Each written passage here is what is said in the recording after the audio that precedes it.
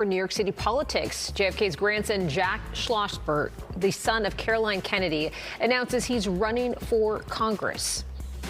But first, breaking news, we could be just hours away from the government reopening again. Congress set to vote on that spending bill today. Welcome to the Noon, and Bianca Peters. Today is the day millions of Americans have been waiting more than a month for. The House is expected to vote to end the record-long government shutdown. It is breaking news as we come on air today. Fox News' Antoine Lewis is live in the newsroom with the developments on all of this. Antoine.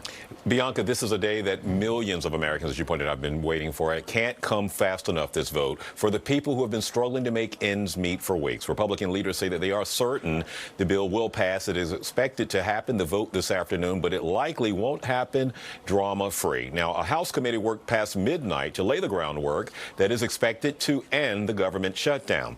The full House is coming back into session to vote on the bill that the Senate passed on Monday that would reopen the federal government after this shutdown, which has lasted 43 days. 8 Senate Democrats broke party ranks and sided with the bipartisan bill that provides funding for SNAP, food aid, and other federal programs, while also ensuring back pay for furloughed federal workers. The Trump White House was still fighting against having to fully fund SNAP as late as Monday, even appealing to the Supreme Court.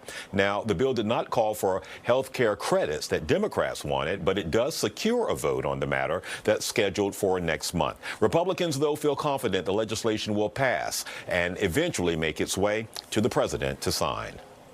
Democrats will continue to press the case to say to our Republican colleagues, you have another opportunity to extend the Affordable Care Act tax credits and make sure that tens of millions of Americans all across the country in communities that Republicans represent, along with us as Democrats. We're opening up our country. Should have never been closed. Should have never been closed.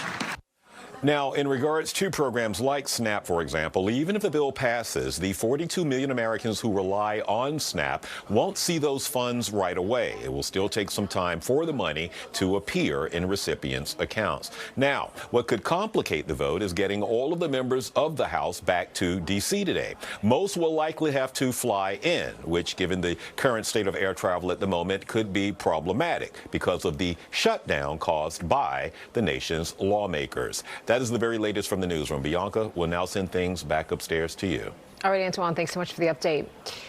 Meanwhile, if you're looking right now live at LaGuardia Airport, just one of the tri-state area airports, still feeling the impact from the government shutdown. Nearly 900 flights in the U.S. have been canceled so far today, with more than 700 flights delayed due to the air traffic control staff shortage. As always, check with your airline before heading to the airport.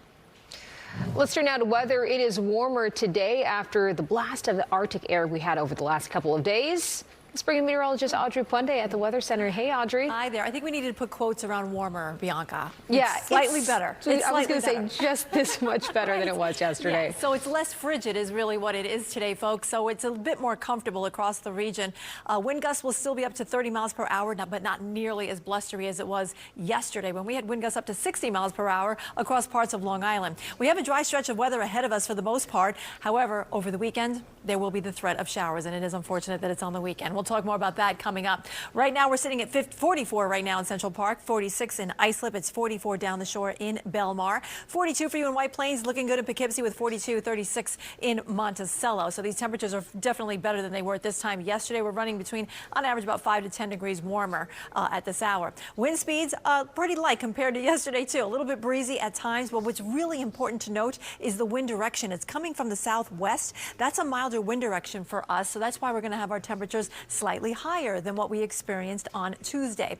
Now, we are tracking a couple of showers. They're really off to the north here. Early this morning, we did have a couple of sprinkles pass through Long Island, but most of us will stay dry today. The exception will be parts of the Hudson Valley, maybe even into New Jersey. You could get a sprinkle in the form of rain across Warren County coming shortly. We could see a few flakes flying across northern portions of Sullivan, Ulster, and Dutchess counties. But for the most part, we're going to see a lot of clouds in place with the sun struggling to peek through from time to time. Temperatures mostly in the upper 40s. 40s. We'll probably see some low 50s before the day's end. And we're going to stay in the 50s for a few more days. I'll have the details coming up. Bianca? All right, Audrey, thanks so much. Meanwhile, a new generation of Kennedy is getting involved in New York politics. Take a look. My name is Jack Schlossberg, and I'm running for Congress to represent my home, New York's 12th Congressional District, where I was born and raised, where I took the bus to school every single day, from one side of the district to the other. 32-year-old Democrat Jack Schlossberg is officially launching his campaign for Congress. He is the son of Carolyn Kennedy Schlossberg. He's looking to fill the seat that's going to be vacated by Congressman Jerry Nadler, who announced in September he will not seek re-election after 33 years in Congress. The 12th district includes Manhattan's Upper West Side, Upper East Side, and Midtown. He's gained a large following on social media as well, weighing in on national issues, including taking aim at his mother's cousin, Health Secretary Robert F. Kennedy Jr. And a somber morning in Queens as loved ones gathered to honor the victims of a fatal plane crash. It was 24 years ago when American Airlines Flight 587 out of JFK crashed in the Bell Harbor section of the Rockaways. Family members of the victims made their way to the memorial on Beach 116th Street in Rockaway Park just to take part in this annual event. We spoke with someone who lost their father in that crash. My time with him, I only have maybe a handful of memories left. So doing this and then having my family keeps his memory alive. Like, I don't remember his voice anymore. Yeah. Sorry. No, it's okay. And you can see it still hurts. That flight crashed on November 12, 2001. This was 2 months after 9/11. The incident claimed 265 lives, and officials say the cause of that crash was a combination of pilot error and wind conditions. Well, still ahead, tensions escalating between Venezuela and the U.S. Coming up, what Venezuela is doing after the Trump administration mobilized U.S. warships in the Caribbean. Plus, caught on camera a runaway light rail train that had passengers terrified, and now concerning information about the operator of that train.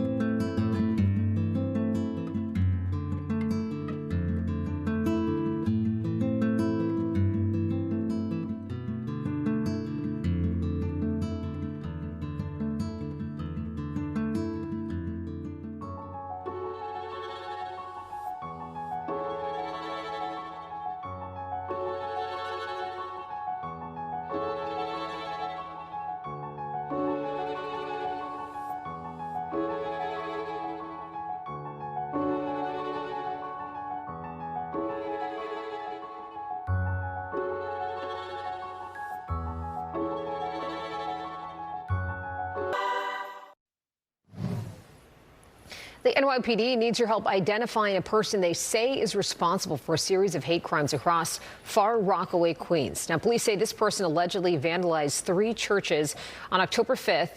The suspect is accused of painting anti-Christian statements on the front of the 3 churches. And if you have any information, you are asked to call NYPD Crime Stoppers. That number is 1-800-577-TIPS. And police also want your help finding someone they say is wanted in connection with a robbery pattern in Manhattan in the Bronx. The person on your screen is allegedly involved in 10 robberies in the Bronx and then an additional 7 in Manhattan just in the last 2 months. A gun was displayed in the majority of these robberies, which were of bikes, jewelry, money, and personal property. If you have any information, you're asked to contact authorities. Meanwhile, an alert for parents, what you need to know about a baby formula recall and the Mega Millions jackpot jumps. No one won last night's drawing. We're going to tell you how much is up for grabs now.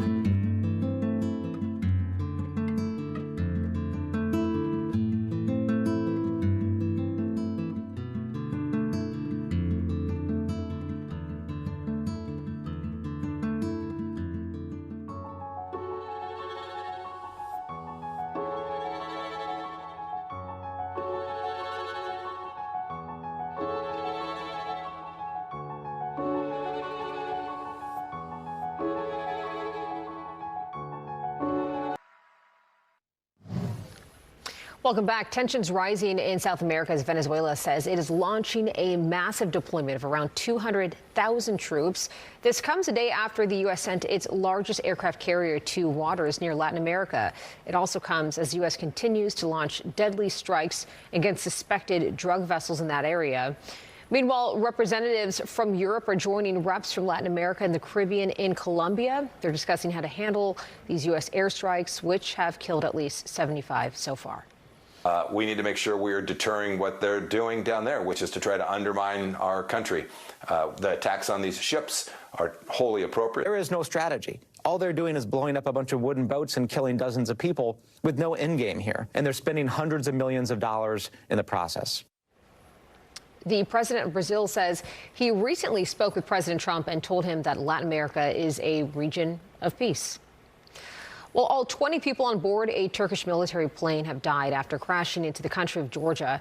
Video shows the moment that plane crashed on Tuesday, shortly after it took off from Azerbaijan en route to Turkey. The type of plane used is typically used by Turkey's military to transport personnel. Officials are investigating the cause of this crash. Police! Police! Where you are? Yeah, come on. Jimin Qian, known as the Chinese crypto queen, is headed to prison in the UK after deceiving hundreds of thousands of people in China. Qian pleaded guilty to money laundering offenses and transferring and possessing criminal property.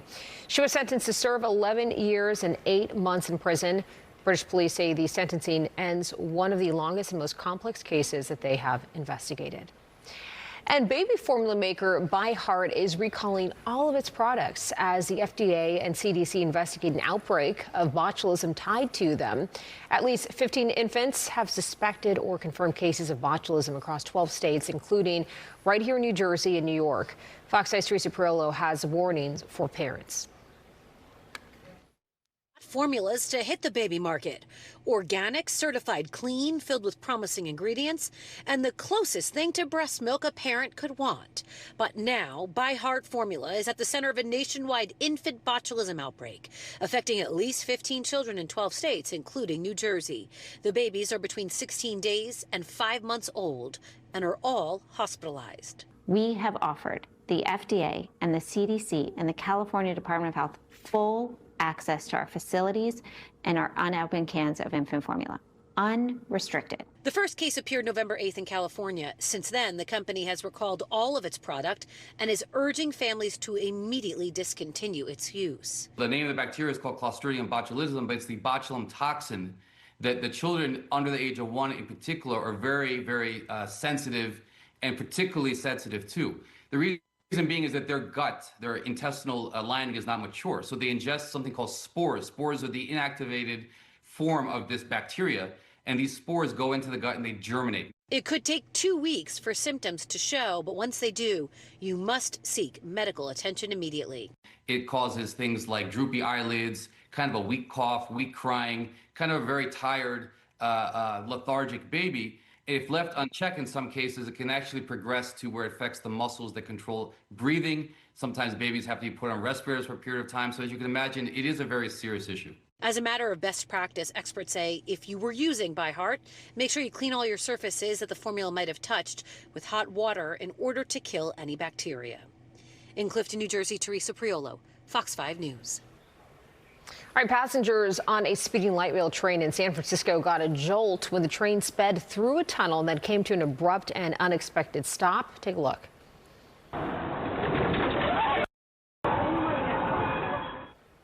And the operator claimed that the brake wouldn't stop the train as it was traveling at 50 miles an hour on September 24th. Now, those trains usually travel at 5 to 10 miles an hour. Officials said video shows the driver was sleeping at the time. This week, the agency confirmed the incident was caused by operator fatigue. The driver was placed on non-driving status. And parts of the East Coast got its first real taste of winter along with some snow as an Arctic blast swept through the region. We saw some flurries yesterday morning. Some areas in Rochester, New York got a coating. And if you were trying to avoid the freezing temperatures, Florida, not the place to be. The Sunshine State broke record low temperatures, with Jacksonville only reaching 28 degrees. Hard to believe because you just think our neighbor is 2 hours south. They're not going to be dealing with a cold, but that is not the case, Audrey. Yes, the iguanas were definitely falling out of the trees. You know about that living Yes. in Florida, right? Yes, that was happening in northern Florida yesterday. I saw some videos, pretty cool. And some of the Great Lakes areas did receive about 12 inches of snow. That is a lot for the first snowfall of the season here. So we're still under this like below normal section here on the eastern seaboard, so temperatures will be cooler than average. Where you find some warmth is out to the west, where they're going to be experiencing readings of 20 to 25 degrees above normal in places like Montana, Wyoming, and even into the plains of Colorado, too. Right now, we're at 44 in Central Park. It's 46 in Islip, 43 in East Hampton. We have 40s through White Plains, Bridgeport, and up towards Poughkeepsie. It's 34 in Monticello. Now, our winds getting a little breezy right now. They're coming out of the southwest, which is a good direction for us if we want to see a little bit of a warm up across the region. And the wind gusts are up to 22 right now in Bridgeport, 19 in Central Park, and 22 in Newark. We could have gusts up to 30 miles per hour hour through the afternoon. So it will be a windy day, but not nearly as blustery as we experienced yesterday. Now, when we factor in the winds with the current temperatures, we have wind chills in the 30s in many spots, although we're still feeling like the 40s around the city, Islip and Belmar. Much better than yesterday, when some of the wind chills were in the teens and 20s right through the afternoon. All right, we've been tracking a couple of showers. They are in the form of snow, and most of them are happening up towards our north here, just grazing northern portions of the Hudson Valley, like into Sullivan, Ulster, and Dutchess counties. That's where you could see a few flakes flying. You already did earlier today. They've kind of fizzled out, and we could get a sprinkle or two right around Warren County at the moment as we see this one band coming in across the Jersey border out of Pennsylvania. This is all associated with the wind flow that's coming in off the Great Lakes. It's really been plaguing Buffalo and Syracuse with lots of snow, but now we see a change over here. Temperatures are warming up, so now we see lake effect rain showers rather than snow showers, but it's still snowing in places like Syracuse and up towards near the Capital District too. So there's a cold front in our vicinity that is yet to push through. Once that comes through, high pressure comes in behind it, and then we're going to see drier weather, it looks like, for the second half of the week. Now, no major storm systems in sight. We're still going to have a couple of chances of sprinkles or flurries like I just mentioned, and the cloud deck will be in place, so that's really what we're going to be dealing with over the next few days. So here it all plays out in our futurecast. We have the front approaching. That's going to pass through tonight. That's good. But on the back side of this upper level low,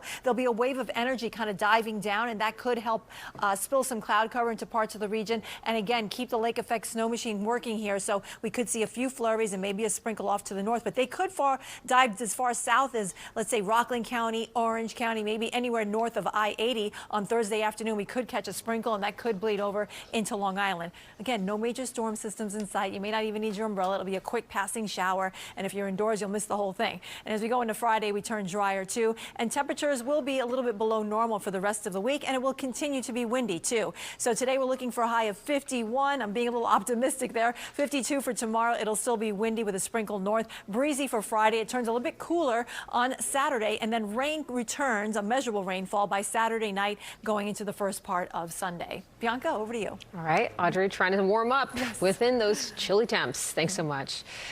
Well, the Mega Millions jackpot getting closer to $1 billion after no one won the jackpot for last night's drawing. But check your tickets, though, because there were $3 million winners in New York. Last night's winning numbers were 10, 13, 40, 42, 46. The Mega Ball was won. The jackpot has now risen to $965 million for Friday's drawing, with a cash option of $445 million. It's the 8th largest jackpot in Mega Millions history. Well, next at noon, Apple unveils its newest product, and it's not a new gadget. Details on Apple's latest collaboration.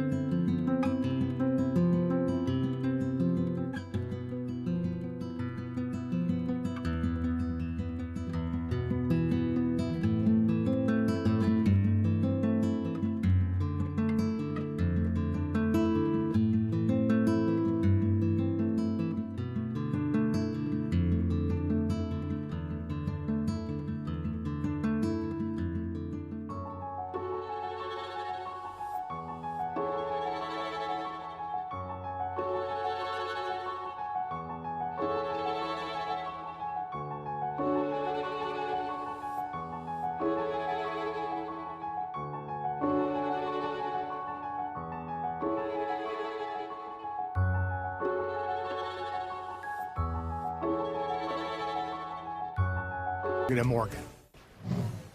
Well, Apple has unveiled its newest invention, a special pocket for your phone. Take a look at this. The company is teaming up with fashion designer Issey Miyake to release the iPhone Pocket. It's a 3D knitted over-the-body strap designed to carry iPhones of any size, and the Pocket comes in two lengths, a short strap for about $150, and then a long strap for $230. This new accessory is going to be sold at select stores around the world and online starting on Friday.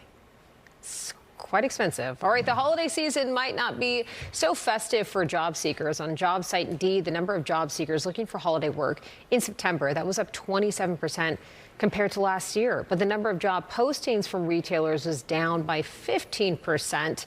And according to job placement firm Challenger Gray and Christmas, through October, large companies announced plans to hire over 372,000 holiday workers. That is down from over 660,000 just last year. This is the lowest since the firm began tracking holiday hires in 2012. Well, next at noon, how a nonprofit is helping vets heal.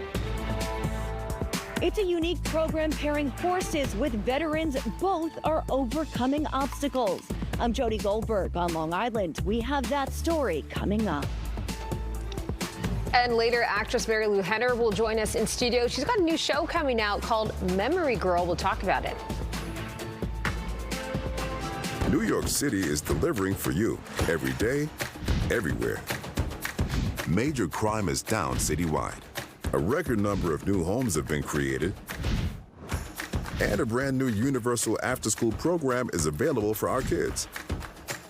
With safer streets and thriving small businesses, NYC is delivering for families, making this the best place to raise yours. Find out more at deliveringforyou.nyc.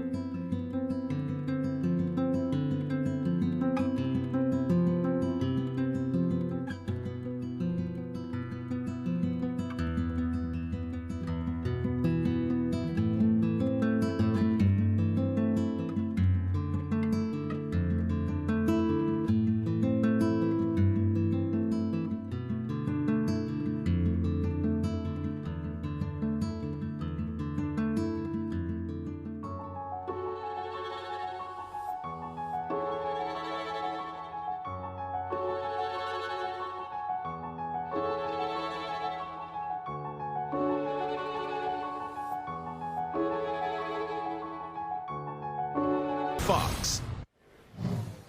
Well, it's 12:30 right now. Welcome back to the noon. Got a whole lot more coming up here, starting with this. We're going to look at how a special horse therapy program is helping veterans on Long Island. And then later, she turned arranging Trader Joe's flowers into a thriving business. We were talking to the creator of Happy Arranging. If you do not follow on social media, you have to. And we're going to learn how to create one now. And we're going to show you how to do it as well.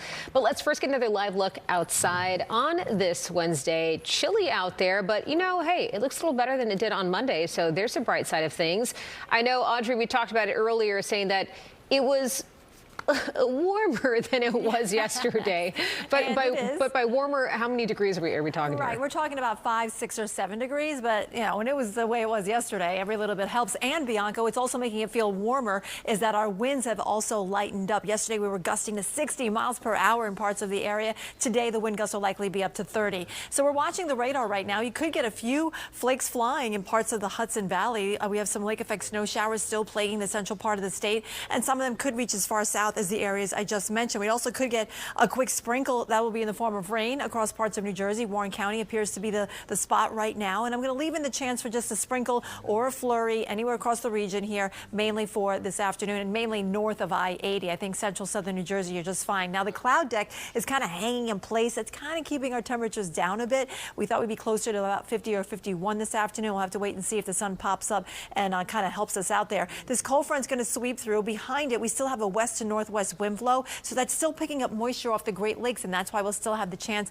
of an isolated flurry and or sprinkle as we move along through the rest of the evening. More of the same for tomorrow. Again, mainly north of us here. If you're in central or southern New Jersey or eastern Long Island, you should be just fine. Temperatures stay below normal for the rest of the week, but we do have a relatively dry stretch of weather. No major storm systems in sight until Saturday night. That's when we'll see rain moving in. It'll be here for the first part of Sunday, but once the sun breaks through in the afternoon, we're going up to 60, Bianca. That sounds balmy. I was going to say 60 is, I'd love to get back to that We won't need as soon as possible. We won't need quotes around that one. I love that.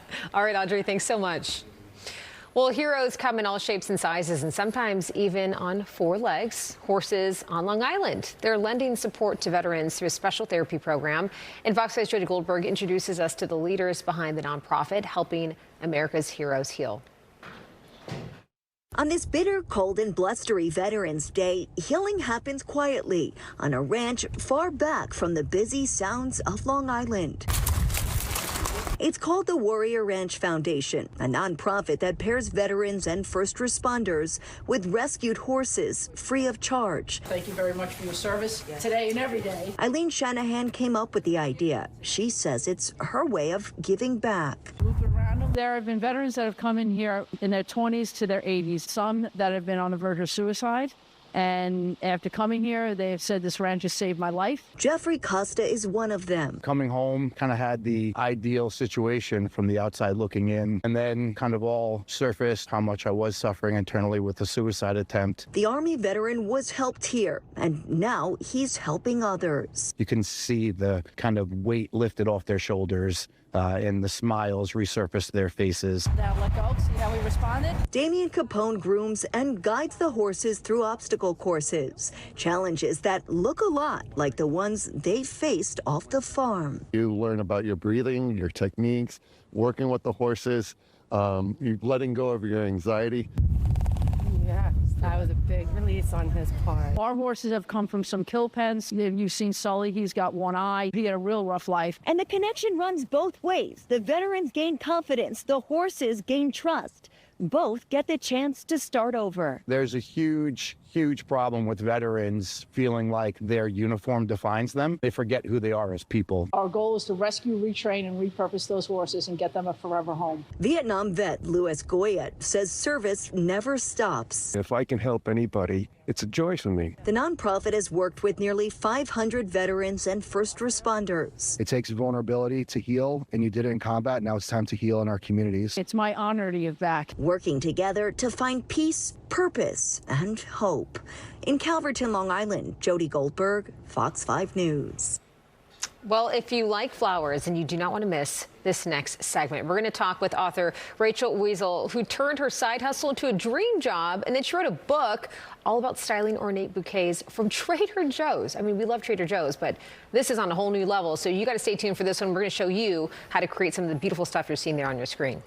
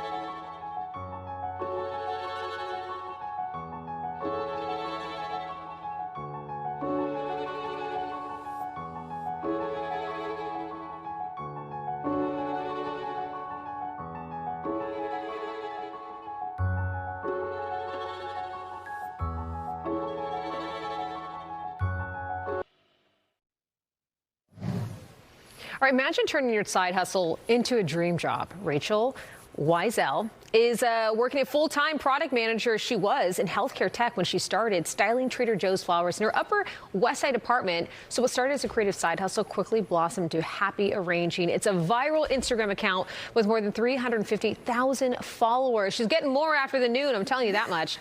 Next month, Rachel is going to release her debut book, Beautiful Bouquets with Trader Joe's Flowers, which offers 45 step-by-step guides to transform grocery store flowers into stunning bouquets for any occasion. And Rachel joins us now with more. Rachel, I have to say, what a godsend this book is, because no offense to people that have like actual flower shops, but I try to go pick some up and it's $70. $70. And I said, how did we get to this point? So I love the fact that you're doing this and kind of showing people how to do it themselves. But what a dream job you have now. I am so lucky, and I love making things and creating things, and flowers are already pretty, so you are so set up for success. I love this. Okay, so book comes out soon, but you're talking about some of the stuff that you're getting all your flowers from Trader Joe's, which, I mean, everyone's already a fan already, but they do have cheaper flowers, and to do it yourself is not that hard. So tell us like the first step that when you go to Trader Joe's, like what are you looking for? So I usually start by finding a bunch that I just like, and I build the bouquet around that. This is a holiday bouquet, so for this one, red roses felt like the obvious choice. Yes, yes. And then kind of what goes with that, what goes from there. I do a lot of taking things in and out of my cart. I'm definitely one of those people who like does block the aisle sometimes. I try not to. Yeah, and then just keep pairing things. And my book has recipes in them, kind of like a cookbook. That's awesome. Yeah. So that way you can use that as a starting point, and there are lots of variations if you don't find exactly what you're looking for. So. Perfect. So how much would this bouquet cost, the one that we're making here, this holiday one? This one will be under $35. That is, that's crazy. Because yes, it looks very expensive. Okay, so let's talk about it. You had the red roses, you know, the pink roses, and I'm sure you bought these at Trader Joe's too, the cranberries. I did. I think when you're making something that's this large, it really helps to have something to help anchor the flowers a bit. Yeah. I often use chicken wire, but since it was the holidays, this felt really fun. I love this. And it just holds everything in place. So you're going to get red bouquet, pink bouquet of roses, and then what are we doing here with some of the other items? So these are our kind of final flourish. I like to add something small at the end to fill in any holes, change the shape a little bit. So these are wax flowers, which are one of my favorites. Okay, they these are these smell little ones? Really good, yeah. And they're like perfect because you can take off little pieces and we can start putting those in. Okay, so I'm going to do this with you. You got to tell me what to do. You're going to start with your snips. Okay. Open them. I don't even know how to open this. Oh, they're right on the bottom. Oh, okay, there we go. Yeah. Okay. You've got this. And some of these have like multiple branches like this. So what we're going to do is we're going to cut off a small piece. Okay. And then we're going to look for a little gap and just pop it right in. Do you want it? Okay, so this needs to be shorter. Okay. Oh, you don't want it sticking out, right? Not too much. And if you're not sure, what I often do is I'll like turn it upside down next to the bowl like this. And then like then you trim it. And then you have that like little spot. Okay. So we're gonna try to do this in like what? I don't know, 3 minutes. What we got left here? We're gonna get there. So it goes faster than you think. Add some of these. Okay, I'm gonna try to snip this away. We're gonna add a bunch of these, and then we're also gonna add a bunch of the greens. Okay, I'm gonna do one side and then I'll turn it over so you guys can see, because I don't know if I have time to do the whole thing. So snipping these, and then total, you're buying all these little green parts at Trader Joe's as well, right? Yeah, they've got like the holiday green bunches, so just grab those. The key is really to clean your flowers. You wanna get them prepped and take off all the leaves. This is good for 2 reasons. The first is when you've got leaves sitting in vase water, makes everything smell bad and start to rot and die a little faster. It's also less for the flowers to keep alive. Okay, this is what I did in about 5 seconds. No. Oh, wait, no, yours looks way better. Okay, this is really sad. I'm not done yet. But the fact that we can only try to do this in about 3 minutes, I also do want to show off some of the bouquets that you have, and it's so pretty that you wrap them in the Trader Joe's bags. Yeah. That is awesome. Is in the book, can you show people how to do this as well? Yeah, there is full step-by-step illustrations. Look at this. And how much would a bouquet like this cost? That one, that one's on my Instagram today. I think it's $32. You guys, $32. Look at how beautiful this looks. Rachel, where can people follow you and where can people buy your book? You can follow me on Instagram at Happy Arranging, and my book is available everywhere books are sold. I love this, guys. Saving yourself, I don't know, at least 70% off on the flowers. Thank you so much. Congratulations on your book. And a dream job that you get to do. Yeah. Share with everyone. We're going to have more news straight ahead. I need to fix this. I'm going to work on this. Come back after the break. We'll see how it looks.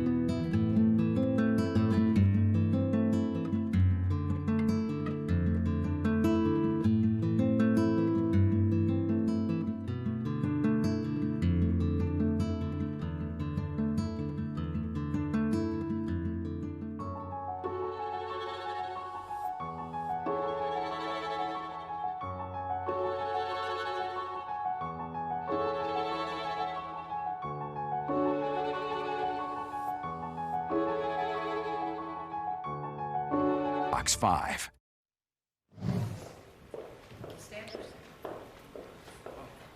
It's been a crazy week in the NFL. Locally, the Giants fired their head coach, Brian Daboll. Well, the Jets have actually won a couple of games in a row, and now they had to travel to New England to take on their rival, the Patriots. Joining us now is one of the co-hosts of Good Morning Football Overtime, Manti Te'o. Thanks so much for being with us. Thanks for having me. I'm excited to be here. All right, well, you know what we're excited about is the Jets are actually playing pretty well. And the fact that they're going to be traveling to take on the Patriots. What's the game plan for this, and what do you expect to see? Well, you got to figure out what Drake May's flavor is. I think the thing about Drake May that makes him so difficult to go up against is every day and every week it seems like he has a new target that he likes to get to, whether it's Pop Douglas, Stephon Diggs, or Kayshon Boutte, whoever it is. I mean, Travion Henderson came onto the scene last week as well. So when you're going against this really good Patriots team, you got to figure out where they're trying to go, where they're trying to feed the ball. And I have all confidence in Aaron Glenn. He was my secondaries coach when I was in New Orleans. I know him very, very well. And so I'm fully confident that he will have his guys ready to go. I was going to say, you got the inside scoop then. All right, so what do you think has clicked for the Jets? So, because I feel like starting the season off was pretty rough for them. And then the past couple of games, something's clicked with this team. Well, I think when you look at Aaron Glenn and, you know, what his makeup is, Aaron Glenn is unapologetically him. He's always going to stand by what he believes is the right thing to do. And the best thing about it is 2 weeks ago when you're watching this game against Cincinnati, they stuck to their run game. No matter how far behind they fell in the game, they just kept feeding Breece Hall the ball, and meant Breece Hall even threw a touchdown. So you're talking about a team that isn't afraid to take risks. And then last week we learned, shout out to Chris Banjo, who's the special teams coordinator there. He was a teammate of mine in New Orleans, so I know him very, very well as well. And what he has been able to do for the special teams unit for the Jets, not just last week, but throughout the season. All right, so oppositely, we have the Giants to talk about. It's been a tough ride for them, especially losing some of their key players and star players that just ignited so much energy within the team.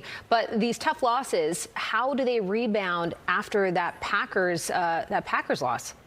Well, you're talking about losses on the field. You're also talking about, to your point, the loss of their head coach. Now, the thing about football is it parallels life really, really well. And think about adversities in life. The same with football is it could either divide you or bring you together. And I'm confident that guys like Brian Burns and Dexter Lawrence and all the veterans in that locker room are going to do the things necessary to bring that team together instead of split apart. Listen, the New York Giants are one of the premier logos and brands in the National Football League, and there's a standard to which that they set for how they play this game. And I know that everybody over there will come together. And if they're going to have a good remainder of the season, that's what's going to be required of them. And I have no doubt that they'll do it. Okay, Manti, your thoughts on interim head coach Mike Kafka?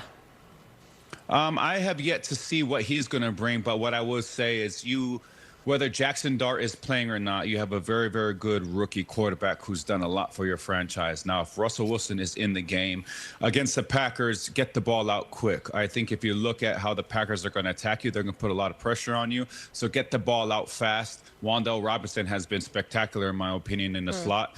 And they've been utilizing their tight ends a lot with Theo Johnson, second-year player out of Penn State. So when I'm watching this offense, get the ball out quick, establish a run game, and try to get into a rhythm early. All right, got to be feeding them some secrets over here to help them out. Manti, come on. All right, thanks so much. You can catch Manti Te'o on Good Morning Football Overtime on our sister network, My 9. Manti, thanks for joining. All right, star of stage and screen Mary Lou Henner joins us live in studio next. Mary Lou's going to be talking about her new one-woman cabaret show, Memory Girl. Stay with us. We've got a lot of interesting questions for her coming up.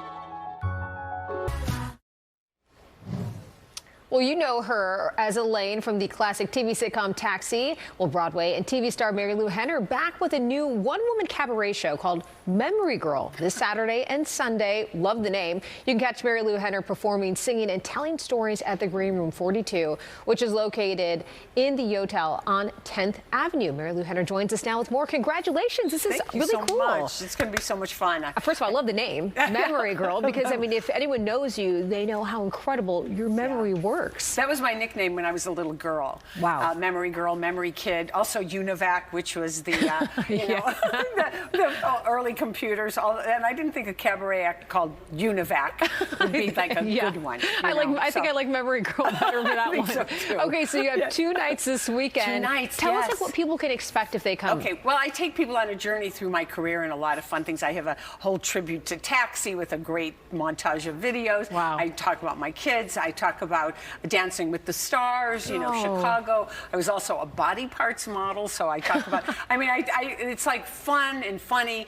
And I also have a fishbowl in the lobby, and people will put dates in, and I'll pull them out and talk to the audience, because I was also a talk show host for a while. So I got used to interviewing people and finding out why that date might be important to them. And so I just love, I love talking to people, and I love performing, and I love talking about memory. You mentioned your kids. Yes. Shout out to Joey your Lieberman, son. my son, who turns 30 today, and my son Nicky, who turns 31 and a half. Okay. Because they were born May 12th, 1994, and November 12th, 1995. Obviously, crazy. I know you would remember everything from that day, but talk to us about the fact that you're now stepping into this space where people are really learning more about your life and your mind and how it works through your documentary. Well, that documentary, oh my gosh, Calliope Pictures, they approached me about doing this, and it's about the humanity of memory and what we all go through, because your memory is your story. Everything you have been through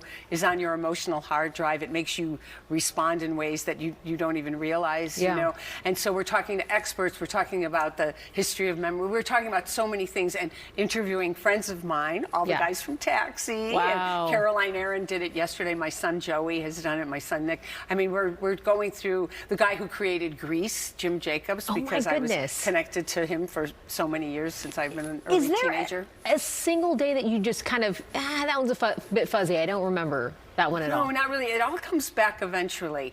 Sometimes it's like developing a picture, a photograph that comes back. It's a Polaroid, or, things come back super fast, or they sometimes like, oh yeah, and then you start cross-connecting information. My goodness.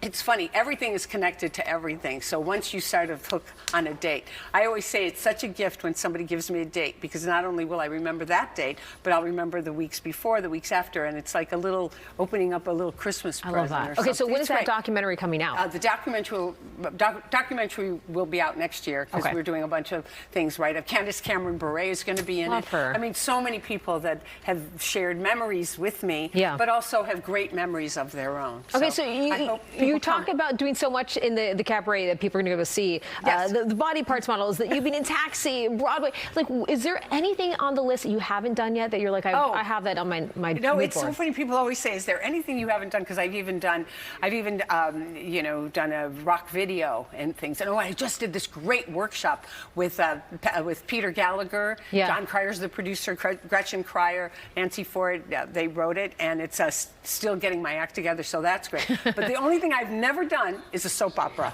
And somebody said, how could you not do a soap opera with that memory? You'd be able to memorize all the lines. Scripts. Where can people get the tickets real fast? Website? At the Green Room 42, the website. If you can't get into that website, because sometimes it's a little hard, call them up, show up, whatever, because we always have such a great time. And a great memory. And a great memory. Mary Lou Henner, always appreciate you being here. Thank you so much, and congratulations. And I love the green. All right, there's more news straight ahead. Stay with us.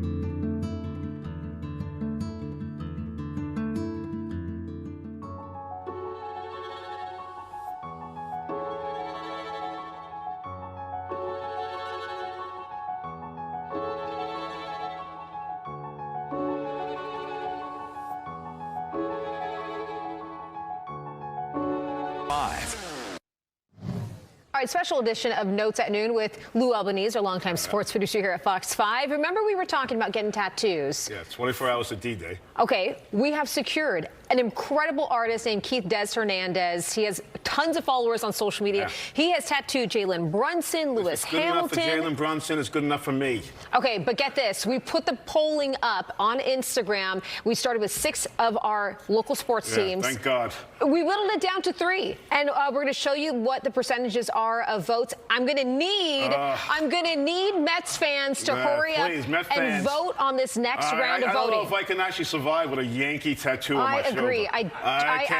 I don't want to do it either. I'm going to have to like put a patch over it. Okay, so we're going to do a second round of voting on our Instagram stories, and we need you to vote for the Mets or the Knicks. M-E-T-S. Or Knicks. Mets or Knicks. And you're going to find out tomorrow what permanent tattoo we're literally going to get in our body. I say we add those 2 numbers up and that'll leave. We're not going to cheat the people. We can't cheat like that. Sure we can. Just Everybody come through. cheats. Please just come through. Everybody cheats. We just need you to help us out. The internet is cheating. We're literally both getting tattoos, permanent tattoos on our bodies of the teams that you vote for. So please come through. Yes, please. Mets. Knicks. And I think 3 people voted for the Giants, so. Yeah, really. Yeah. No one voted for that. We're not that low. Jets and Giants, we're not going there. We're not that low. We're not degrading ourselves that far.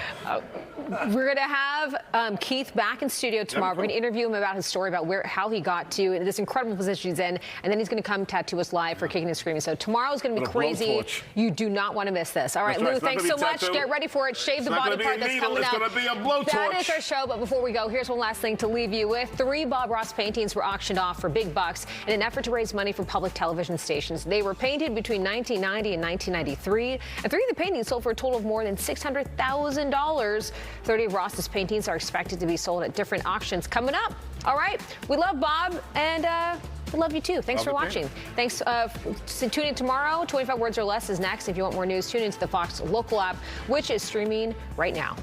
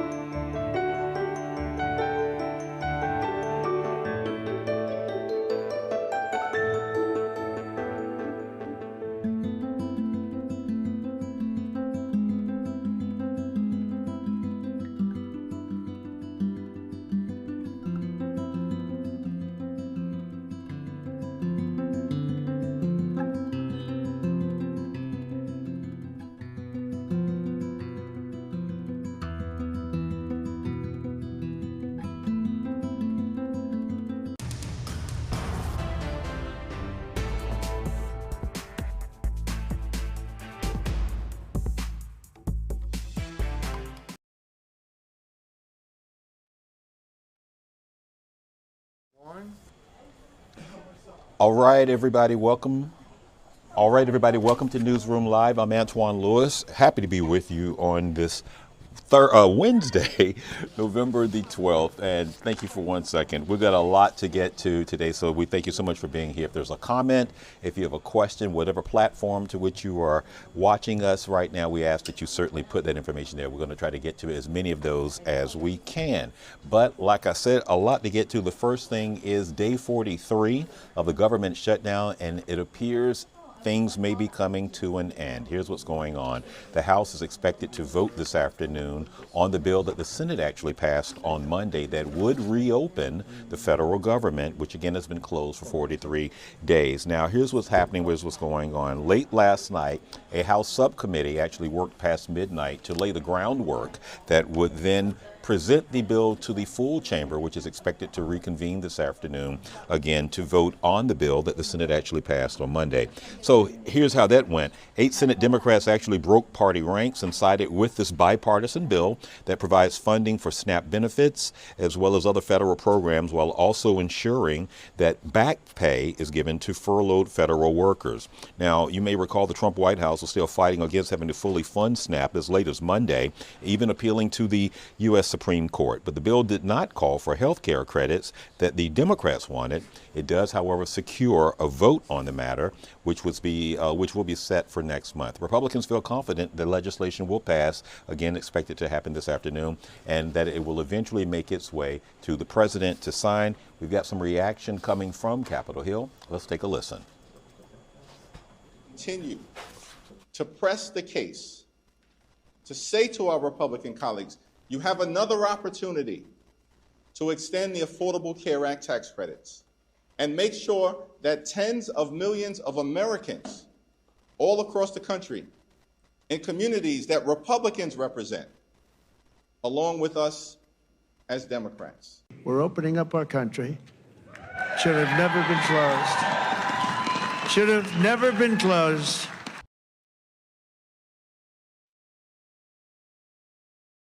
Need to know in regards to that, as far as funding programs, particularly like SNAP, bills like that, those funds, even if the bill passes, won't be available in the recipient's accounts right away. It'll still take some time to process that. So also complicating things, which actually will lead into what we're about to talk to right after this, is that trying to get all of the House members back could be drama involved because of the shutdown's impact on the nation's airports. So remember, some of them have to fly in, so that's going to be a problem possibly for those who haven't come ways. But anyways, you're taking a live look right now at Newark Airport. Want to let you know that it's just one that are still feeling the impact from the shutdown. Nearly 900 flights in the United States have been canceled so far today, and that's with more than 700 rather, that have been delayed. Again, this is due to the air traffic control shortage as well as what's going on with the shutdown. As always, before you leave out, if you're scheduled to fly, check with your airline if you have their app, download it. If you don't,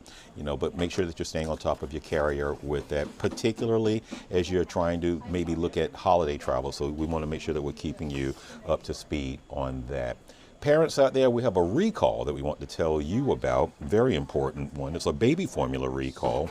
So the makers of ByHeart formula are recalling their product after a nationwide infant botulism outbreak. At least 15 children in 12 states, including New Jersey, are all hospitalized. The children are between 6 days to 5 months old. Now, the company is asking parents to stop using ByHeart formula, and doctors say the toxin spores that have been identified are unable to be digested in the systems of infants who are under 12 months old. And the symptoms include droopy eyelids, weak coughs, as well as weak crying. If you have any questions about this, contact your pediatrician. And once again, the product is ByHeart formula.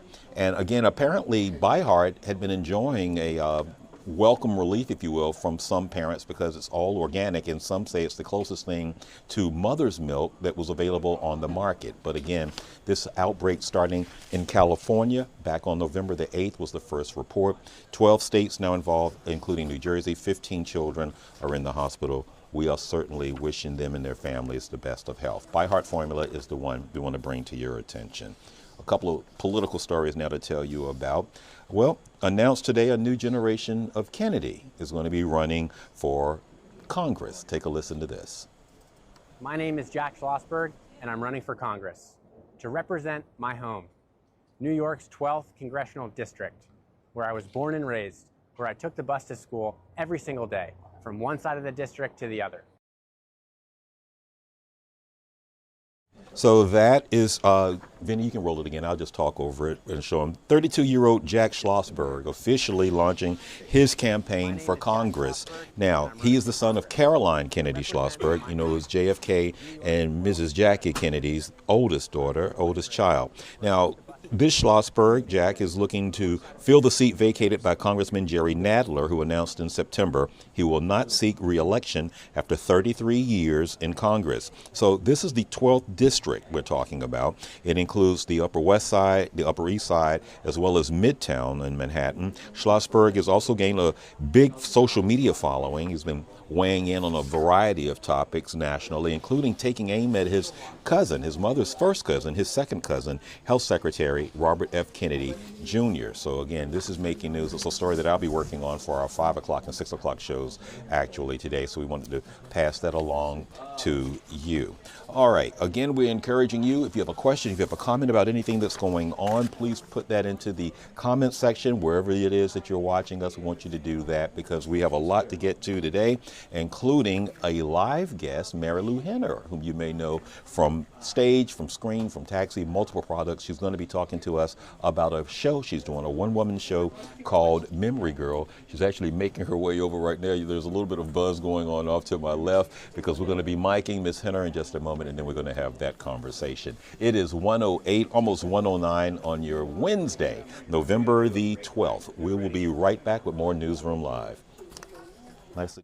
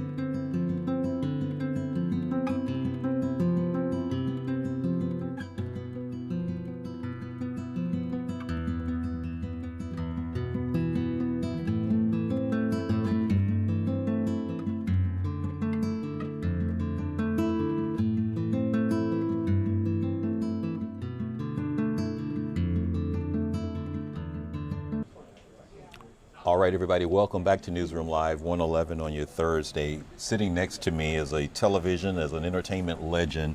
Mary Lou Henner has been coming into our newsrooms, our studios, our households, I was trying to say, since 1978 when Taxi came on. We know you started there. You've done and covered so much. You've added stage work, you know, you screened. I actually started on stage more than any place else. You know, well, you're here because you're going back to the stage, if you will, with your new show, Memory Girl. Tell us about that. Yes, well, I've been doing my show, and then it keeps, you know, it's very like elastic. There's some new numbers that come in, some that go out, back and forth, back and forth. But I started doing this thing where I put a fishbowl in the lobby, and people write a date in, and then throughout the show, in the middle of the show, and different times, I'll pull it out a date, tell them what day of the week it was, what I was doing on that day, what song was popular, and I'll sing a couple bars. I mean, it's just so much fun. And it's very interactive because I've been trained as a talk show host. I had my own talk show for a while. I was a radio host. I had my own radio show for a while, which I loved. I love interviewing people. I love talking to people. Yes, ma'am. And so, you know, it's a really, so I get to have that kind of in the middle of the show too. But there's a tribute to Dancing with the Stars, and I was a body parts model, so I talk about that. I mean, it's like things that people might know about me, but it's also about the humanity of memory and other people, et cetera, et cetera. So I want to let everyone know. We'll let everyone know about the condition HSAM. It's not. No, it's not a condition. No, It's it's a, just- you it's a tell gift. us. It's a It's a gift. gift. It's a Yeah, gift. it's a gift. It's highly superior autobiographical memory. Right, HSAM. 1 in 100 people. Is that it? Or No, only no. 100 people have it? Fewer than 100 Fewer people. than 100 have Fewer it. than 100 people have it. Yeah. When did you realize that you were one of the 100? Well, what happened was, as a little girl, I was called Memory Girl. You know, so that's why that's the title of the show. Okay. And then it wasn't until 60 Minutes happened years ago that they offered a story of a woman who had come forward and said, I have a very unusual memory. And so as a result, they tested her and they offered the story to Leslie Stahl at 60 Minutes. And she turned it down. She said, hate to burst your bubble, but my friend Mary Lou Henner has the exact same memory. Mm-hmm. So they didn't do it. But then 3 years later, she said, oh my gosh, it's very unusual. We're going to have you tested on camera. And what they did is they wired me, put me through an MRI. They found 9 areas 10 times larger than the normal brain. And all of us who have it do this kind of testing in order to get like the stamp of approval. And this is the sad part to me, is that, I never even realized that this was a statistic. If I give you any year in your life, or most people, I'll say most people, I don't know, you might be very different, but most people remember only 8 to 11 events within any given year. And to me, that just seems so strange, because to get certified HSAM, you have to prove that you can remember over 200 events, and some people are in the, the higher percentile, and that's like every day. You know, the testing is ongoing.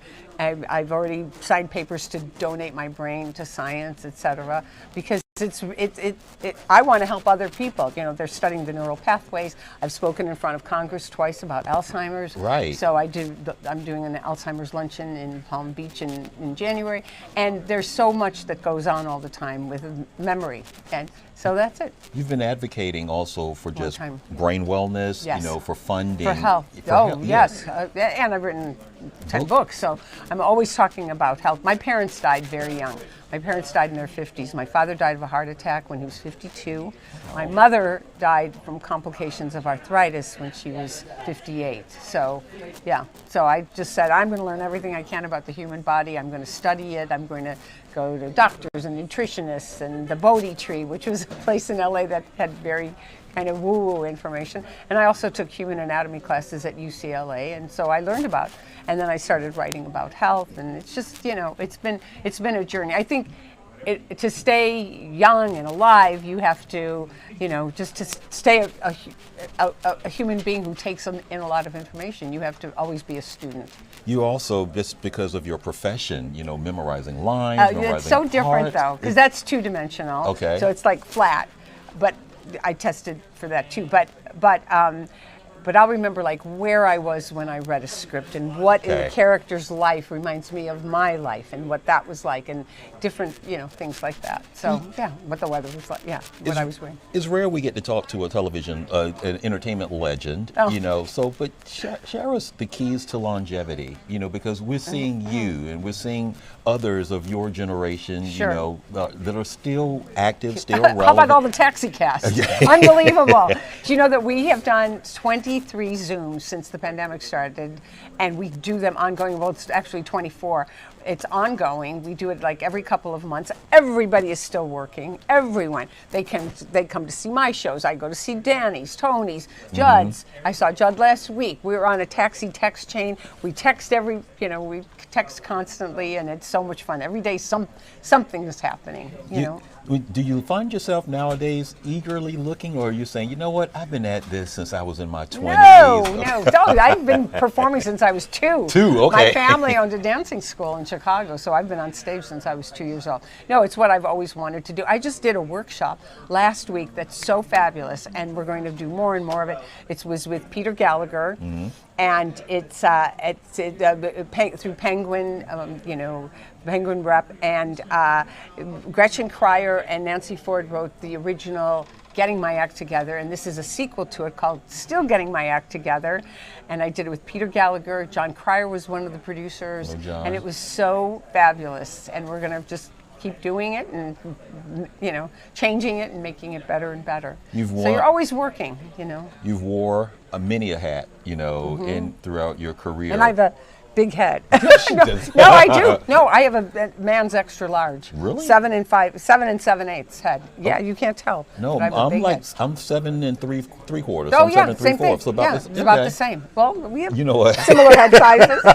When I said that, I was like, is she going to say I can wear your hat? You know, but Yeah. I was going to ask you, which of the hats are you most comfortable? Producing, directing, performing, acting? I like to do all of it. I like writing books. I like everything. I like, keeping it all the plates kind of spinning.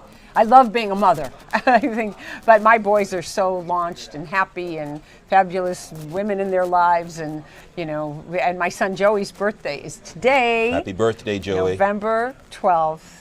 1995 he was born. It was a Sunday, and he was just came 8 days early, and it was like a crazy situation. And you can actually watch his birth on YouTube, because I did a special for Dick Clark called "We're Having a Baby," okay. and I interviewed Annie Potts and from Designing Women. Yes, she's so fabulous, and she's a friend. Our kids were born like the same time. She's actually young went Sheldon to school also, together. if I Yes, remember right. Yeah. yes, young Sheldon. And Kim Alexis, Anita Baker, Roger Clinton and his wife, and Mary Lou Retton, and we're all in it. And you actually see the birth of my son. It's crazy, and it's out there. You keep going. Tell us a little bit more what people can expect for your show. This it's weekend. just Saturday and Sunday. Saturday and Sunday at the Green Room 42. Mm-hmm. Go to the website, or you can call them. It's at 570 10th Avenue, and you have to go upstairs to the 4th floor of the Yotel. Mm-hmm. It's sometimes not easy to find. I didn't know where it was, and I'm circling the block going, where is It's this behind place? the Wells Fargo. The Wells Fargo's on the corner. Oh, so you've been there? I used to live a block away. Oh, so you know. No, it's great sound. It's a great space, but it takes a little finding. So people should check it out. Yeah, Yotel. It's great, though. I mean, and it's so wonderful that New York is back. Yes. New York is back. Oh, and yes, Bonnie Milligan is going to be my special guest star. Bonnie Milligan, Tony Award-winning Bonnie Milligan from Kimberly of Kimbo. Mm-hmm. She's going to be my special guest on Saturday, and she's going to sing something. And Michael Orland, who is from American Idol, 16 years on American Idol, he's my musical director, and he traveled all over the country doing shows and stuff. So it's really going to be good. It's part autobiographical as well? Yeah, it's pretty much, and it's also interactive. Interactive, okay. Mm-hmm. Yeah, so much fun. We've talked to a number of people I've interviewed who aren't always comfortable opening up, revisiting, sharing. I had my baby on national television, okay? You can see me give birth on YouTube. I think I feel pretty comfortable in front of a crowd. So it's okay. It's okay. And people can ask me things and stuff. Yeah, it's fun. It's great. Which of your projects do you think you're most proud of? You've been so involved in so many. My two boys, for sure. Yeah, one of them's a director. He directed the movie Theater Camp. The other one works for NBC Sports. Okay. And they've just, they're great. So they hate when I say that. They hate it. But Taxi is one of a kind. I mean, it's very special. And I got to play Roxy in Chicago. Mm-hmm. And so I did 408 performances of that. I mean, it was great. But truthfully, I think I love writing books that will help people. My parents died very young, so I want to help other people not have to suffer through that. That's why I write a lot about health and memory. I'm doing this memory documentary where they've been following me around and interviewing different people. All the taxi guys are going to be in it, but it's not a biopic. It's really about the journey we all take when it comes to memory, because everything you've been through is on your emotional hard drive and makes you behave in certain ways. So yeah, so I think I'm most proud of just, you just keep going, you keep moving, you keep trying.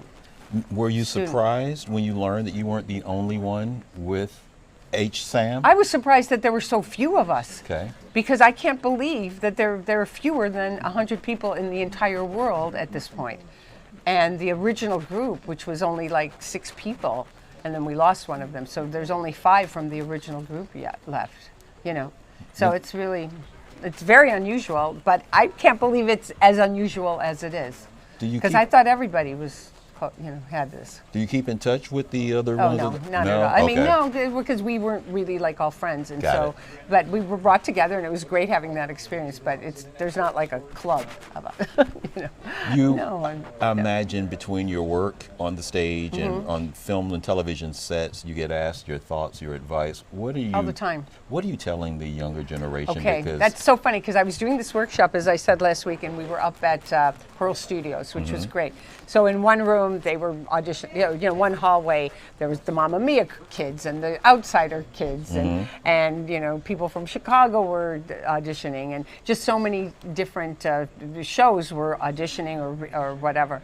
And I said to them, because I go out of my thing, and I'd see these young kids, and I'd say, you know what? It took me 40 auditions before I got my first commercial. 40. And I said, and then I told a friend of mine auditioned me for the 39th. And he said, the 40th. And he said, are you always doing what you did today for me? And I said, oh no, I was myself with you. I was just fun. And he said, that's what you have to do because nobody can be a better you. And I thought, that's true. And I'm always trying to think, what do they want rather than what am I bringing to it? So I told all these kids, I said, you have to bring what you would bring to this. That your uniqueness is what's going to get you the job. Because they see so many people. And if everybody's doing the same thing that they think that the producers want, you're not going to jump off the page. Being individual. Being individual. Yeah, that's the secret sauce. That's the special.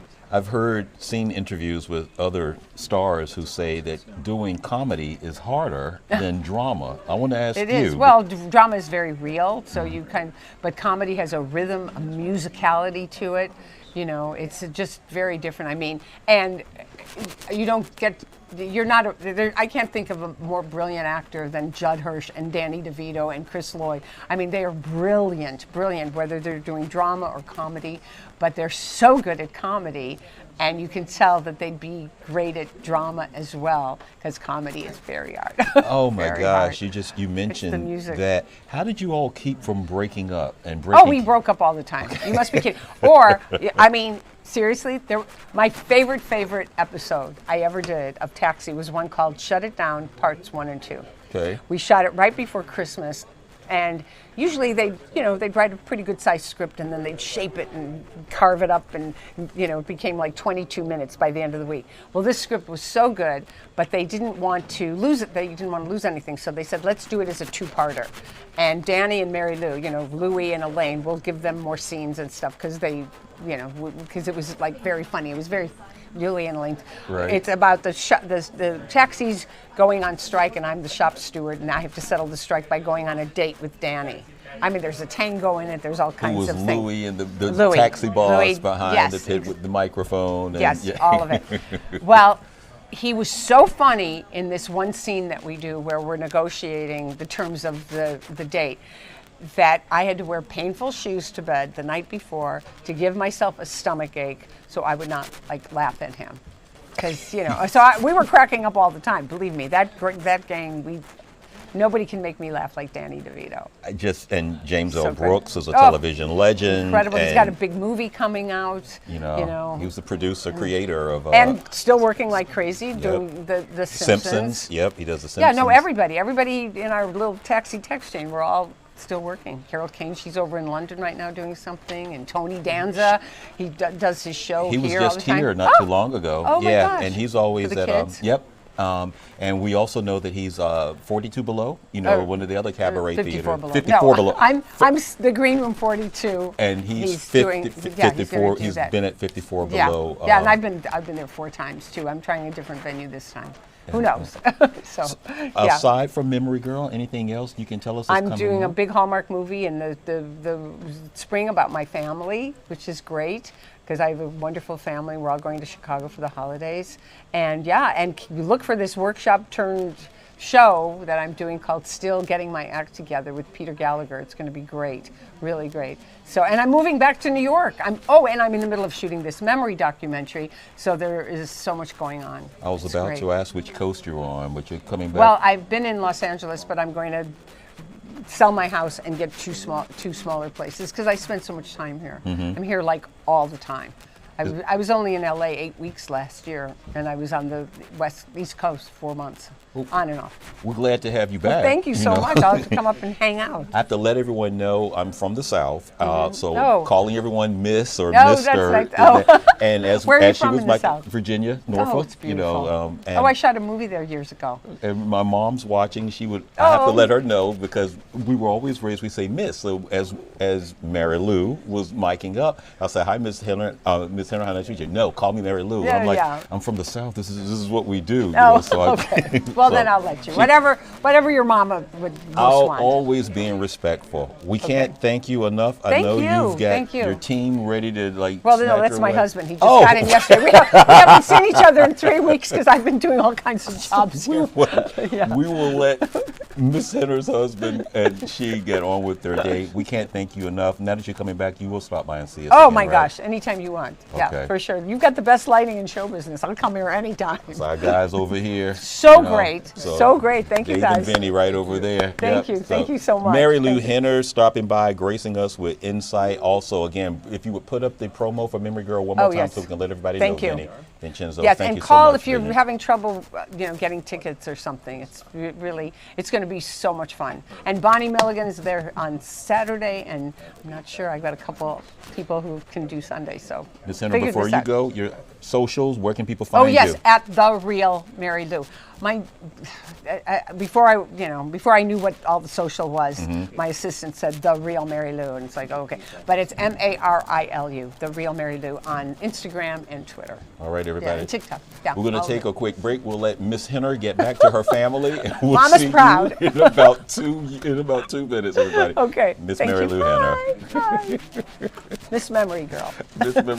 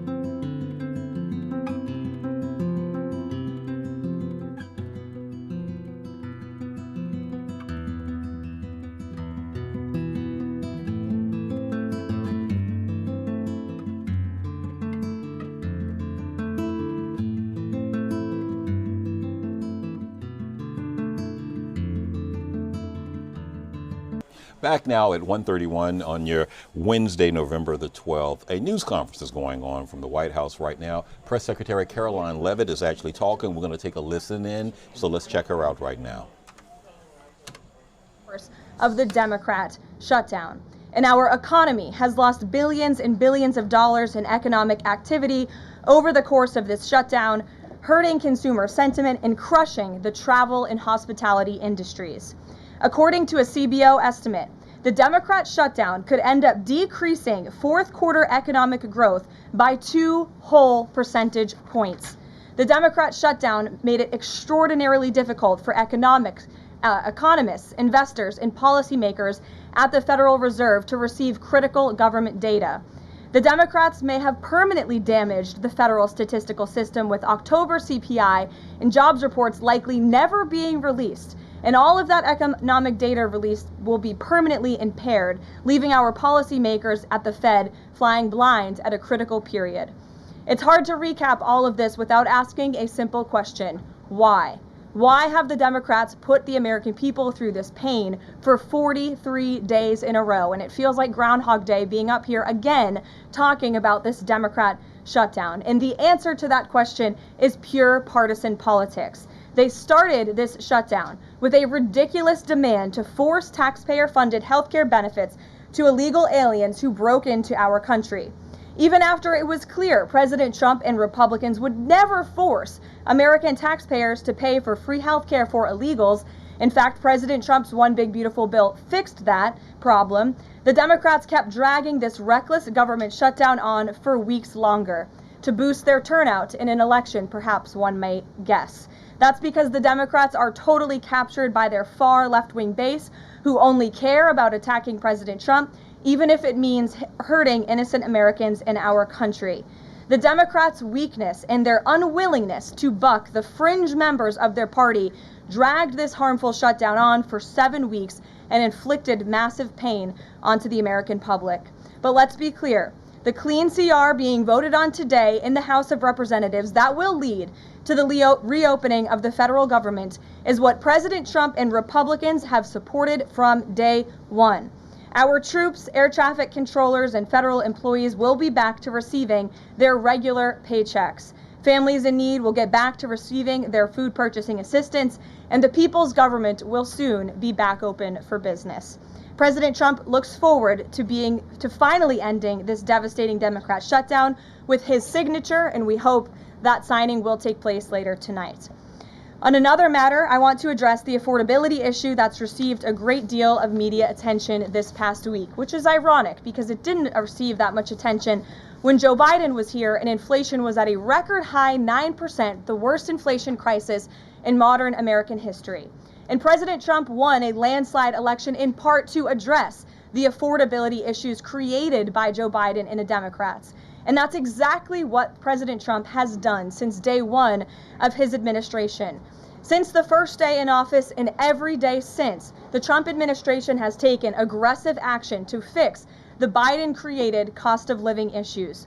The notion that the same Democrats who just shut down the federal government to sabotage our economy, rob people of their paychecks, and also helped Joe Biden ratchet up inflation to 9% are now suddenly affordability champions. That notion is completely absurd. Okay, and it's you're listening to something Caroline only the Levitt liberal giving an media update on would have. everything going on Capitol Hill. Sounds like that, again, the legislation to open the federal government will be making its way to the House of Republicans at some point this afternoon, and we will continue to follow that and bring you the very latest. It is 1:35 on your Wednesday, November the 12th. A quick break and then more Newsroom Live when we return.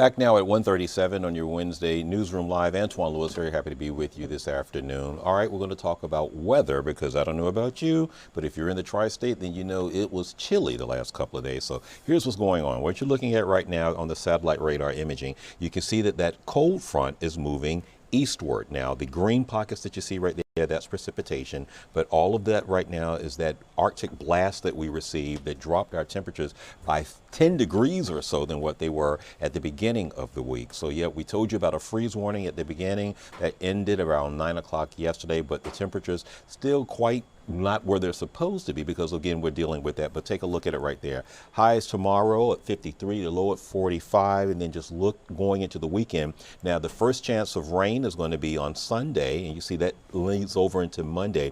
But then look how we're starting the week, 50, 50, 52, and then in the lower 40s. But right now, zero winds, humidity is at 42%. It's cloudy outside right now at 46 degrees. So if you're going to be going out, if you're working evenings or you have a couple of errands to run, definitely dress warmly because it is still very much cool out there. You're looking at it right there. You see Monticello 36. And okay, that one left. I'll look at it over there. We go.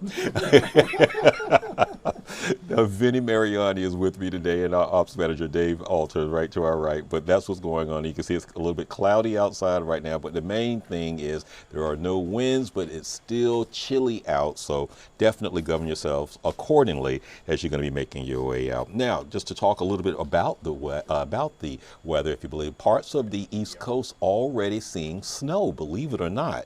Now, this is the first taste of winter, if you will, for the region. And yesterday, we actually had some flurries, but what you're looking at right now, some areas like Rochester, upstate, got a coating. Now, if you were trying to avoid the freezing temperatures, Florida apparently was not the place to be because the Sunshine State actually broke record low temperatures with Jacksonville only reaching 28 degrees, as that. So again, you're looking at upstate where there was actually snow coming down, and here we are early November, so that's not going to be uncommon. A couple of local headlines I want to pass along to you right now. The NYPD actually looking for your help as they try to find the person responsible for what they're saying is a series of hate crimes across Far Rockaway, Queens. So here's what's going on. Police say that this person allegedly vandalized 3 churches on October 5th. Now, the suspect is accused of painting anti-Christian statements on the front of the churches, as you can see right there. Now, anyone with information is asked to call Crime Stoppers.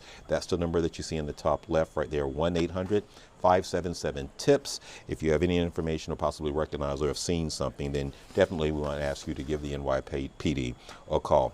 Another story I want to pass along to you. Police want your help finding someone they say is in connection with a robbery pattern that's taking place in Manhattan and across the Bronx. Here's what I can tell you about that. So the person on your screen right there is allegedly involved in 10 robberies in the Bronx and 7 others in Manhattan in just the last 2 months. Now, a gun was displayed from what we understand in the majority of the robberies, which took place on bikes. Jewelry, money, and personal property are among the items that have been taken from police. So look at this. I'm going to bring you this one again a little bit later in Newsroom Live. But yeah, if you recognize this individual or may have actually had property taken and haven't reported it to police, please do so. Again, the number to call is 1-800-577-TIPS. We'll also put this on our website, fox5ny.com. Okay, if you are tired of working and ready to retire early, then maybe the Mega Millions jackpot is where you should be putting your interest. And that's because it is now close to $1 billion. So here's what happened. No one won the drawing for last night's jackpot, but check your tickets because there was one $3 million winner somewhere in New York. I don't believe it's anybody in here because everyone is here at work today. So, but anyway, let me give you the winning numbers last night. 10, 13, 40, 42, 46, and the mega ball was 1. So the jackpot has now risen to $965 million for Friday's drawing with a cash option of $445 million. You can probably do something with that, I would imagine. It's the 8th largest jackpot in Mega Millions history. You will hear me say this repeatedly. We've covered it before when the Powerball was also up high a little while ago, a number of weeks ago. If there is an office pool, get in it. Do not be that one person who's left out or something. Ask. If there isn't one, start one. Dave Alter apparently is starting one. So he gave me this dollar. I'm going to hand this back to Dave. You stay right there. We'll talk about this afterwards. But no, I'm very serious. Definitely get into it. And if there isn't one, then start one. But do not be the odd person out, should that be the case. But $965 million up for grab in the Friday drawing. And you still have time. And I can let you know, just knowing how these things go, Vinny will also corroborate this. That number is going to grow by Friday. It will be probably at $1 billion, if not very much underneath that. So definitely get involved with that, if that's the case. 1:43 on your Wednesday. Another quick break. More news, more headlines, more Newsroom Live when we return.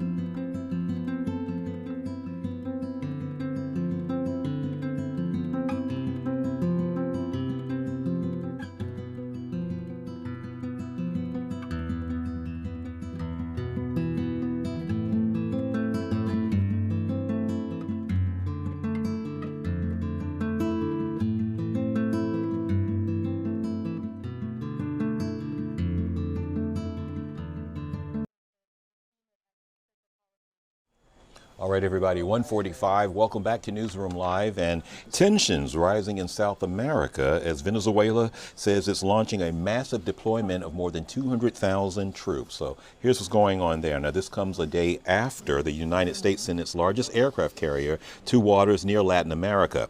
It also comes as the U.S. continues to launch deadly strikes against suspected drug vessels in that area. Meanwhile, representatives from Europe are joining representatives from Latin America across the Caribbean and in Colombia. They're discussing how to handle airstrikes, which have killed at least 75 people so far. Oh, we got a shot on Venezuela? Mm-hmm. No? Okay.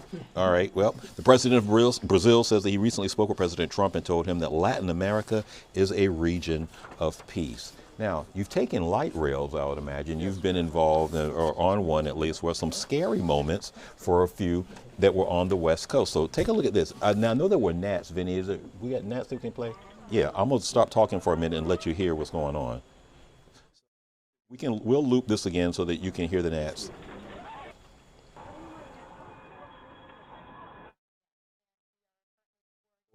So apparently, the light rail got stuck. The operator claimed that the brake wouldn't stop the train as it was traveling at 50 miles an hour back on September 24th.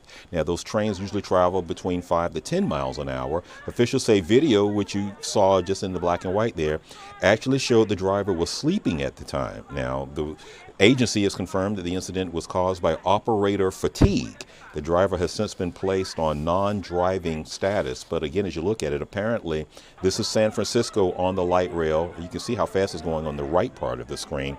It sped through a tunnel and then suddenly came to an abrupt stop.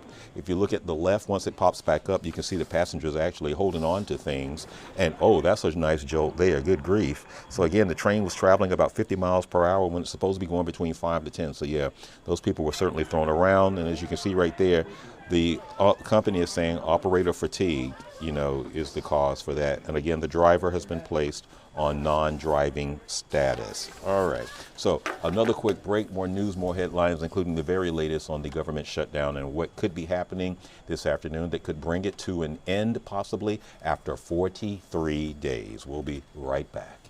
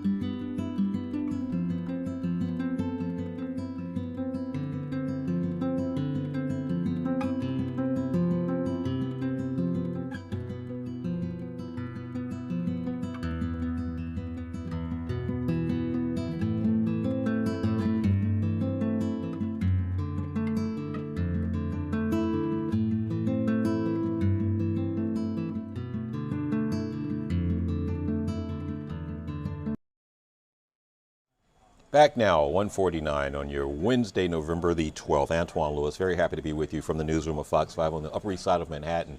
Again, recapping our top stories. Apparently, the government shutdown may be nearing a close. So here's what's going on. A House committee worked past midnight last night to lay the groundwork that is expected to end the shutdown. The full House is coming back into session today to vote on the bill that the Senate passed on Monday that would reopen the government after, again, the shutdown has lasted 43 days. 8 Senate Democrats breaking party ranks and siding with the bipartisan bill, showing their support. Now it's going to provide funding for SNAP food aid and other federal programs while also ensuring back pay for furloughed federal workers. Now, the Trump White House was still fighting against having to fully fund SNAP as late as Monday, even appealing to the Supreme Court. The bill did not call for the health care credits, however, that the Democrats wanted, but it does secure a vote on the matter, at least in the Senate, on sometime in December of next month. But Republicans right now feeling confident that the legislation, will pass and eventually make its way to the president's desk to sign.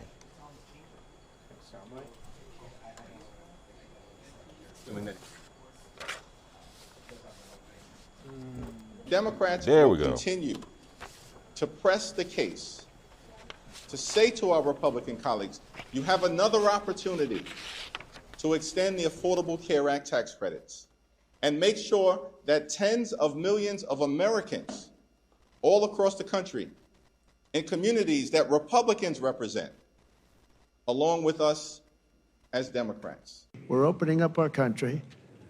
Should have never been closed. Should have never been closed. All right, now in regards to programs like SNAP that you were just looking at, even if the bill passes, the 42 million Americans who rely on it won't see those funds in their accounts right away. It'll still take some time for those to populate. But again, right now that vote is expected to happen this afternoon. Now, what could complicate the vote is the fact of the representatives trying to get back to D.C. if they're traveling far distances because of the shutdown and the air traffic controller shortage that's impacting our nation's airports. So we'll talk a little bit more about that in just a moment, but that's the very latest on the government shutdown now in day 43. Speaking of Congress, looks like the next generation of Kennedys is making a bid for Congress. Listen to this. to pour in and to represent my home, New York's 12th congressional district, where I was born and raised, where I took the bus to school every single day, from one side of the district to the other. So that's Jack Schlossberg. Now, he's Caroline Kennedy Schlossberg's son. Caroline, of course, the daughter of President John F. Kennedy and First Lady Jacqueline Kennedy. And now he's 32 years old. He's launching his campaign for Congress. He's looking to fill the seat that's being vacated by Congressman Jerry Nadler. Nadler announced in September he will not be seeking re-election after 33 years in Congress. So you heard Schlossberg say in his speech just there that he's trying for the 12th district in Manhattan, which includes the Upper West Side, parts of the Upper East Side, and some parts of Midtown. Schlossberg has gained a large following on social media, weighing in on national issues, even taking aim at his cousin, his second cousin, Robert F. Kennedy Jr., Health Secretary. Again, second because Kennedy Jr. is his mother, Caroline's first cousin, both being children of the president and the Attorney General, Robert F. Kennedy Sr. So that's news that's going on there. Now, we were talking about the weather just a little while ago, and believe it or not, there are actually parts of the state that are actually seeing snow. Let's show you some video from Rochester, believe it or not. And yep, you can see upstate it's already starting to happen. Now, there's an Arctic breeze that's moving eastward, if you will. So that's what's impacting at least areas north. What we got out of it beginning this week was just some of the chill, if you will, in the air. There was a freeze warning that was actually in effect for Monday into Tuesday. It ended, so again, this is what's going on. We haven't seen any of that yet here where we are, but if you are like I am, we just put it off as much as we can. So this is the system that's moving eastward that I was telling you about, and you can see right there the green. It's a little bit pockets of rain that could also turn into snow, but either way, that's precipitation. That's the full radar picture. So you can see it's north of us, which is why Rochester and those areas right there where the white's impacting, Albany and all of that, that's why those areas saw snow, upstate saw snow there. And this is Futurecast showing what it's going to be looking like a little bit closer to where we are regionally here across the tri-state. So you can see it's moving across us. What we will be experiencing is just mostly in the air. The temperatures will remain where they are, which right now I believe is in the, let's look at it. Yep, it's in the 50s. And this is your 7-day. You can see we will be riding 50s, at least through next Wednesday or so, about a week. First chance of rain so far appears to be Sunday. You can see it looks to be a little bit light, but it will extend over into Monday where the wind factor picks back up again. Right now, 47 and cloudy outside, humidity at 39%. Winds, again, not a factor. We dealt with enough of the winds just yesterday, if you will, and the day before. And the dew point is at 23%. But just know this, it's still chilly out. As you can see, 36 in Monticello, 41 in Scranton, PA, Allentown, you're at 47. Newark, you are at 50. Bridgeport, Connecticut, 46. Oh, look at the ice slip, 48. You're a little bit warmer than Hampton, coming in at 46. So that's what you need to know, especially if you're going to be heading out. You want to dress warmly because, again, there is still some chill in the air. Another quick break, more news, more headlines, and then we will let you know what's coming up for the rest of the platform that you're looking at us on right now. 1:55. We'll be right back.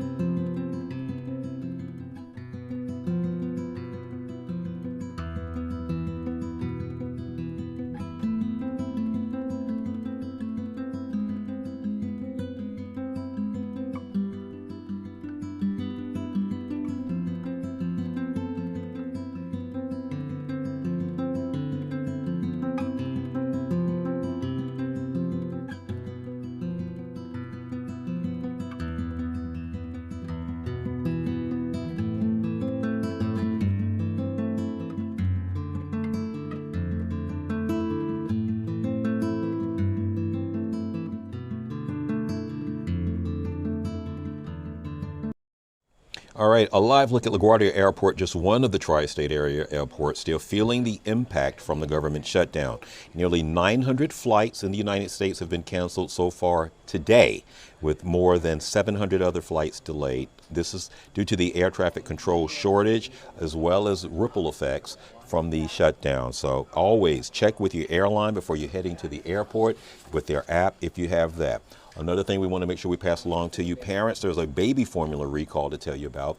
The formula By Heart formula is recalling their product after an infant botulism outbreak nationwide. So at least 15 children in 12 states, including New Jersey, are all hospitalized. The children are between 16 days to 5 months old. Now, the company is asking parents to stop using By Heart formula if you are doing so, and symptoms include weak coughs, weak crying, and droopy eyelids. Any questions that you may have, consult your physician. And one last thing to leave you with, the Mega Millions jackpot has now grown to $965 million. It is expected to top that in the next few days. If there's a pool going on in your office, get involved. If not, start one, but you don't want to be the odd person out should that be the case. But again, no one won the drawing last night. There was one $3 million ticket sold in New York really quickly because the guys are counting me down shortly. Last night's winning numbers, 10, 13, 40, 42, 46. So and the mega ball was 1. So if you have that ticket, then you are worth $3 million. All right, we're almost out of time. We're so happy to be joining with you every day when we get a chance to do Newsroom Live. I'm Antoine Lewis for Vinnie Mariani, our technician, and Ops Manager Dave Alter, whom you see right over there. To the far right, we thank you so much for being with us for Newsroom. Thanks for watching Vox